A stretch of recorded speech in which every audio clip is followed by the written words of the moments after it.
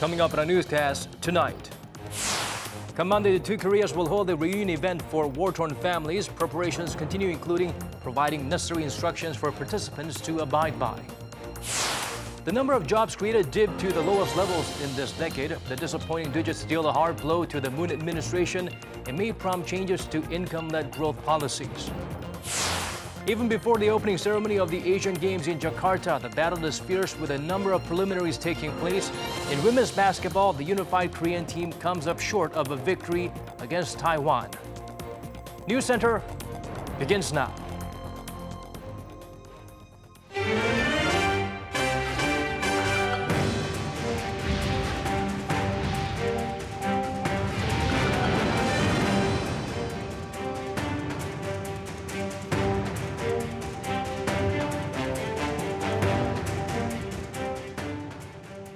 It's 8 p.m. here in Korea, live from our studio in Seoul. This is Arirang News Center. Welcome to our program. I'm Daniel Choi. Next week at Mount Kumgang Resort, the two Koreas will finally hold a long overdue reunion for families separated by a war that divided a nation. Oh Jung-hee starts us off with a brief outline of what to expect and the latest efforts by the two sides to make all-out preparations for the emotional event. Next Monday, the two Koreas will start their first family reunions in 3 years, with the mood in Seoul and Pyongyang in full support of cooperation. The reunions are for families that were torn apart by the Korean War. Seoul and Pyongyang agreed to hold them when officials met in June for Red Cross talks, and they'll be held for a week at North Korea's Mount Kumgang Resort. The reunions are held in 2 rounds, the first when people chosen by South Korea meet their relatives from the north, and the second when those chosen by North Korea meet their relatives from the south. Seoul is sending 89 people, each of whom gets to take a relative with them as a chaperone. On Sunday, ahead of their trip, the South Koreans will all gather in the eastern city of Sokcho, where they'll be told about the do's and don'ts while they're in the north. After spending the night in Sokcho, they'll cross the border on Monday morning. For 3 days at North Korea's Mount Kumgang, they'll have 11 hours divided up into 6 sessions to spend time with their long-lost relatives, having meals together and chatting with each other, either in a public meeting room or in their private rooms. And their tearful reunions will come to a close on Wednesday. The same schedule will repeat once more for the next 4 days, this time for the 83 people Pyongyang has chosen to meet their relatives from the south. The week-long family reunions will come to an end on Sunday, August 26th. Currently, an advance team from South Korea is at the Mount Kumgang Resort working with the North Korean authorities to fine-tune the details of the reunion schedule so as to minimize the inconvenience for the participants, most of whom are in their 80s and 90s and have difficulty moving. Seoul says it's bringing a lot more support staff than it did for previous reunions and will be caring most of all for the participants' health and safety. Already 9 families have given up participating in the reunions due to health problems. Oh Jung-hee, Arirang News. Staying with that reunion, those selected for the event can hardly wait, but not all are so lucky. Many residents in a village near the DMZ can only dream of seeing their long-lost loved ones on the other side. Our Cha Sang-mi went out to hear their stories. 68 years have passed since the Korean War broke out, tearing people away from their families and leaving them separated in 2 different countries. Many people from the north fled during the war to a place on the east coast, just over the border, called Cheongho-dong. However, this place is more widely known as Abai Village, which comes from the Hamgyongdo dialect, which means an aged father, referring to the numerous elderly residents who escaped to the area. Abai Village is only around 50 kilometers away from the demilitarized zone. It's also close to Mount Kumgang, where the reunions of separated families will take place next week. According to the people in town, Abai was a sandy beach back in the 1950s, not a place where people lived.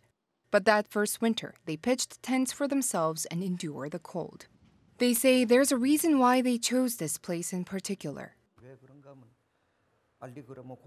We stayed here near the border so that we could go back home when the war was over. Most of these people here, though, the first generation of refugees, are dead now. You see the red line?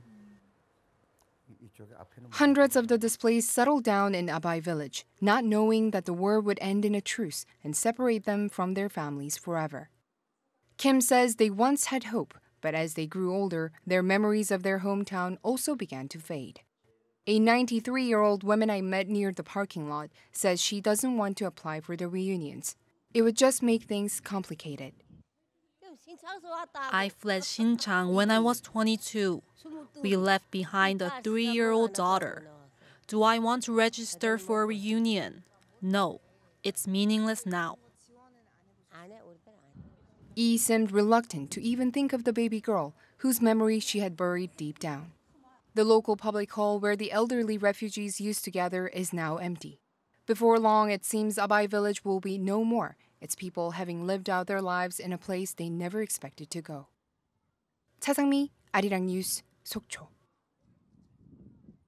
Up across the border, there are signs of suspicious activities at Sinpo South Shipyard, home to the regime's only experimental ballistic missile submarine. According to 38 North, recent commercial satellite imagery shows continued work on moving parts and equipment related to the shipbuilding campaign first observed last year.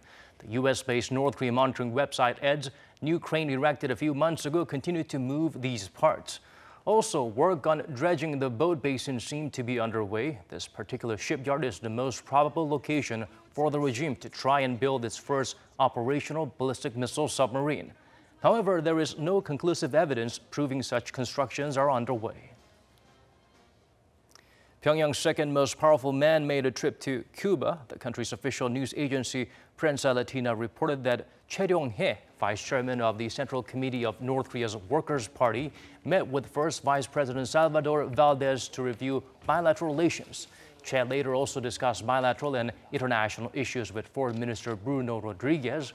Watchers believe North Korea may be using the sour ties between Washington and Havana to gain an edge in negotiations with the U.S. The visit could also be aimed at requesting a high-level delegation to attend the celebration of the 70th anniversary of the regime's foundation.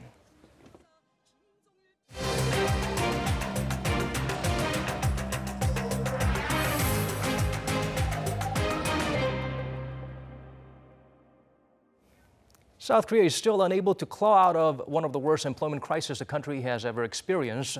Efforts to boost the gloomy job market has been ongoing, but as the data shows, the government has not produced desired results. Ko Ryuni delves deeper into the discouraging digits. More disappointing figures on the jobs front in South Korea. According to Statistics Korea, the number of people employed last month was around 27 million. That's up a mere 5,000 from the same time last year. It's also the smallest on-year rise in newly employed people since January 2010. And that year was a tough one for South Korea, as it struggled to cope with the global financial crisis. Just 5,000 new jobs for July compared to last year's monthly average of more than 300,000. February this year was when the figure plunged by more than 2/3 to a level it roughly maintained until now. An economics professor said the weakness in the job market is the result of Korea losing its competitiveness in many industrial fields as other countries like China continue to make technological advances. Fewer jobs means there's less demand for labor, and in turn that means a decrease in industrial production.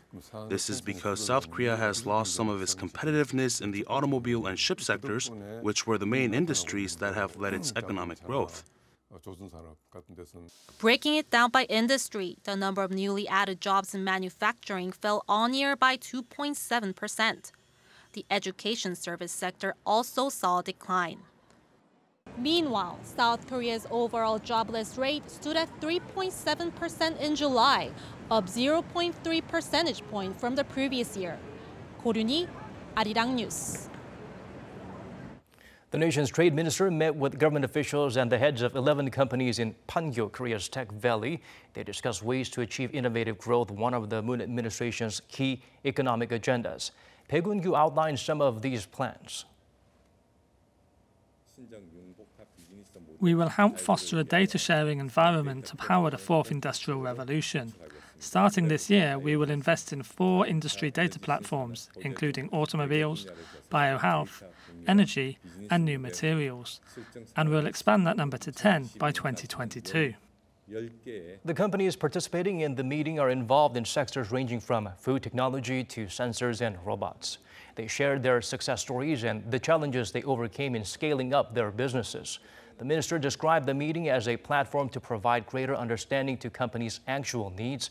He added the Trade Ministry will help firms expand their markets by working with the Korea Trade Investment Promotion Agency, or KOTRA, and the Public Procurement Service in marketing, consulting, and networking.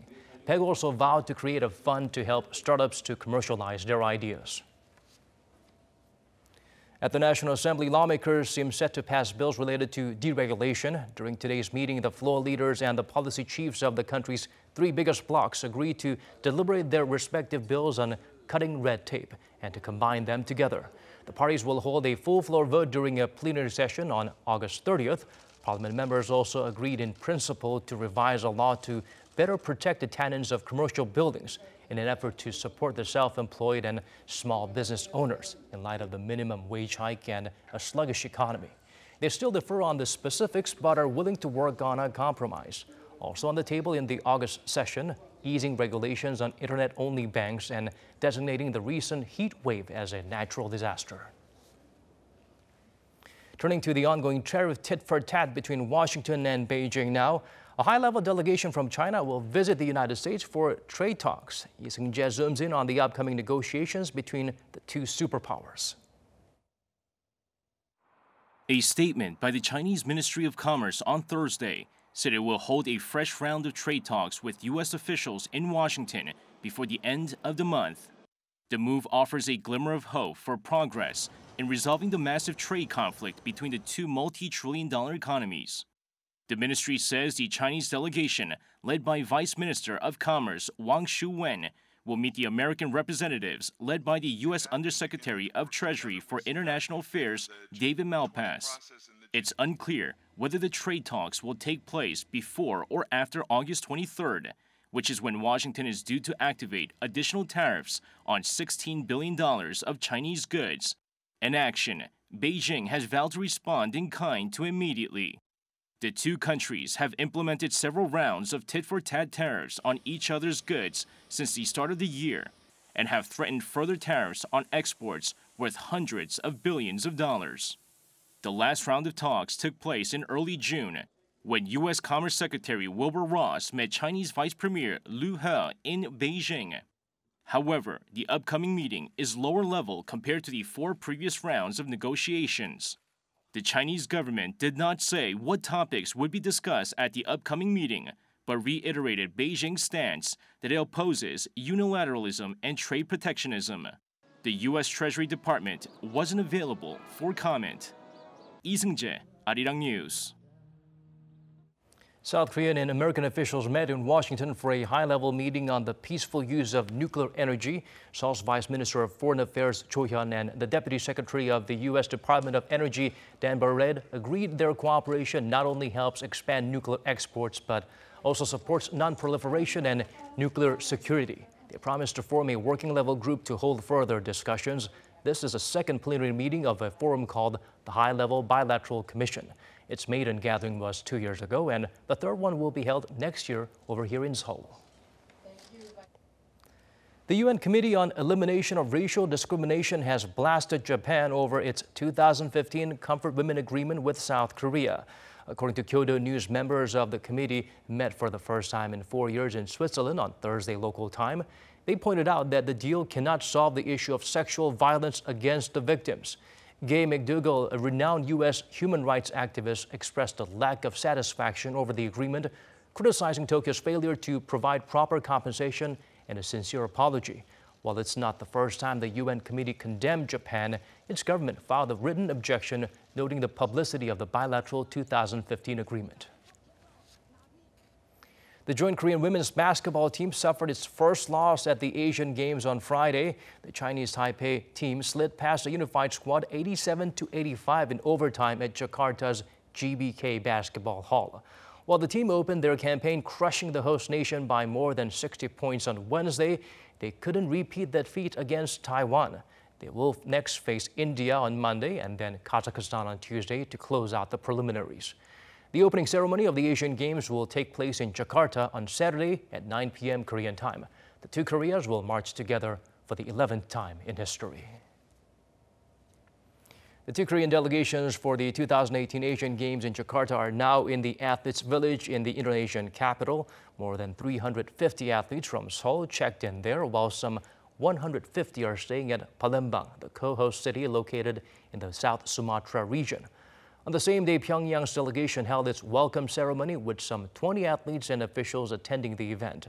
The two Koreas will field joint teams in women's basketball, dragon boat racing, and rowing.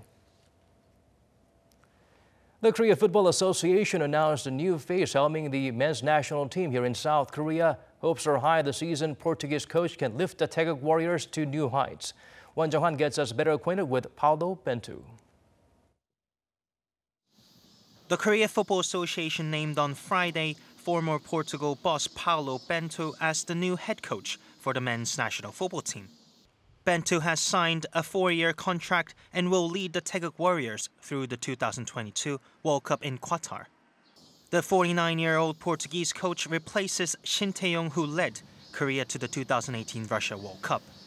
Kim Pan-gon, head of the national team's head coach selection committee, who made the trip to Europe last week to negotiate with candidates for the coaching job, said Bento meets the qualifications for the role of head coach. I hope people understand that we are doing our best in the situation that is given to us. I hope for your support and patience for future results. Bento began his coaching career with Portuguese club Sporting Lisbon in 2004 and moved on to the national level in 2010 by becoming the head coach of his own country, which he guided to the semi-finals of the 2012 European Championships. After a poor performance at the 2014 Brazil World Cup, he was sacked by Portugal. His most recent club was Chongqing Lifan in China, which he managed for less than a year. Bento and his staff are scheduled to arrive in South Korea on Monday, and he will make his South Korea debut in September when the national team play friendly matches in Korea against Costa Rica and Chile. Meanwhile, according to FIFA's rankings for August, South Korea stayed steady at number 57th in the world following their performance at the 2018 World Cup in Russia. Won Jung-han, Arirang News. Jin Air will keep its license and be allowed to stay in business. The nation's transport ministry made the decision following a thorough review of the airline. But there will be restrictions on new routes, new aircraft registration, and non-scheduled flights. The ministry had been investigating Jin Air over allegations of abuse of power after discovering Cho Hyun-min, the younger daughter of Korean Air Chairman Cho Yang-ho, served as a board member of Jin Air between the year 2010 and 2016. About 40% of municipalities in Korea are at risk of disappearing as the number of residents shrink.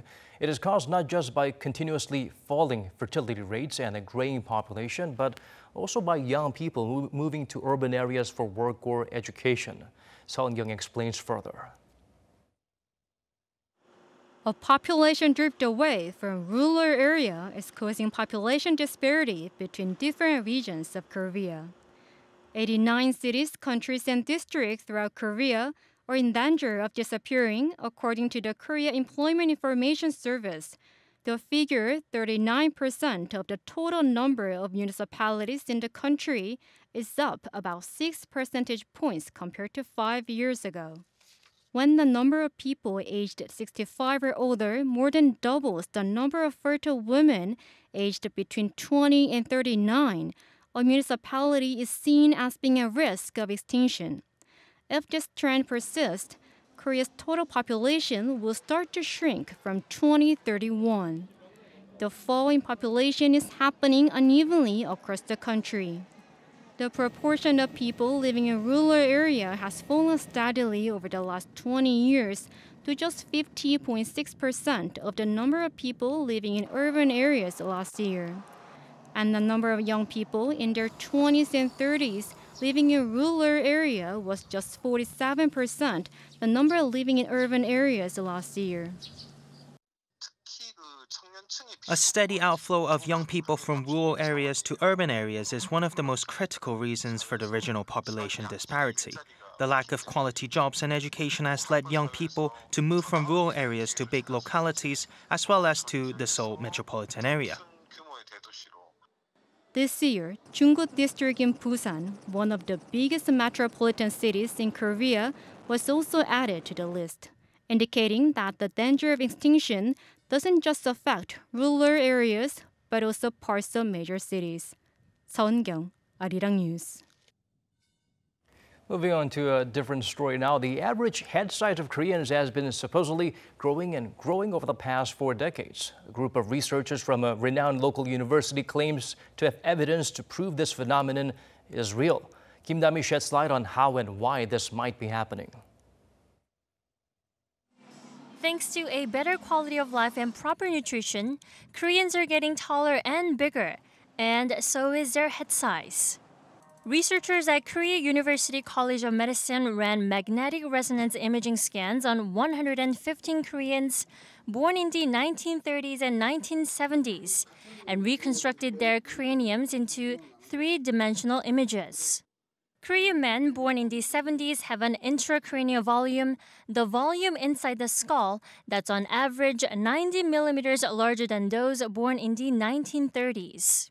That's a 6% increase in 4 decades, which is a dramatic growth rate compared to Western countries, where similar increases took 1 or 2 centuries.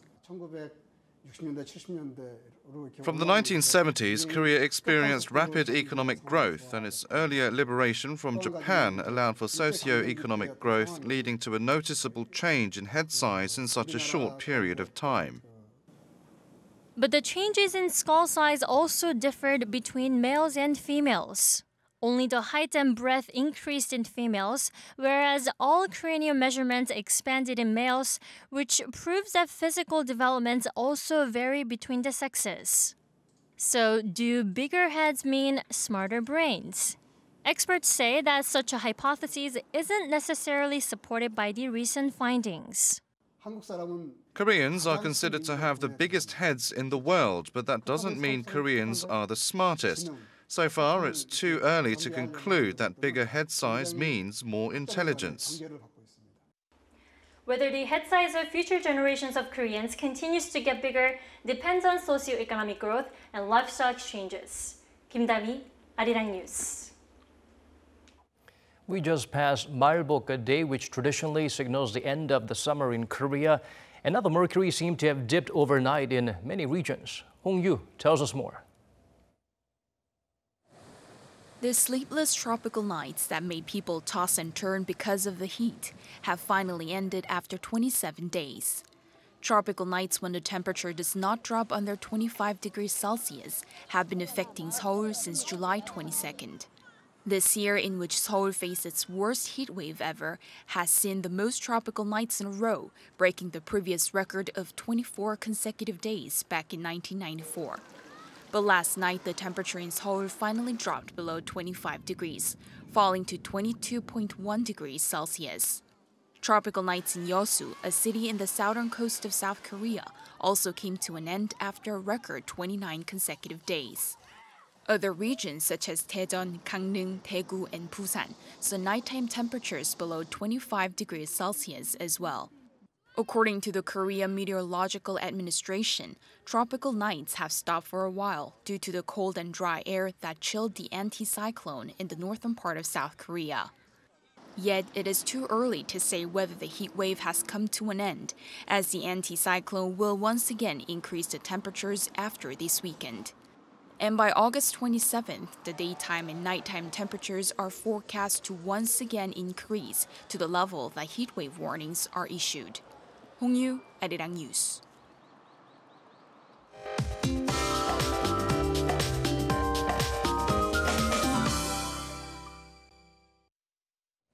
Time to turn to Michelle back at the Weather Center for the updates you need. Michelle, as of today, the weather feels very, very different. Well, Daniel, the highs were in the mid-30s today, but it was bearable compared to the near 40 degrees Celsius readings we've been having. Now, with the cool air continuing to come in tomorrow from the east, it's going to be less humid with nice partly cloudy skies in the northeast Asia. And most of the country will have a pleasant evening tonight, relieved from the tropical nights. By morning, Seoul will wake up to 22 degrees Celsius with cooler or similar temperatures in most places. The eastern regions getting a direct hit from the easterly winds will be cooler than the west. So Seoul will reach a high of 33 degrees Celsius while Gyeongju hits 29. Don't get too relaxed though, as Typhoon Solik moves northwards and is expected to push up some hot steaming air of the North Pacific high pressure front by next Monday as it moves closer to the South Sea of the Korean Peninsula. Now, this path of the typhoon and its impact on our country are still uncertain, so stay updated with the forecast. So by next week, tropical nights will be back in Seoul and for the rest of the nation. I'll leave you with the weather conditions around the world.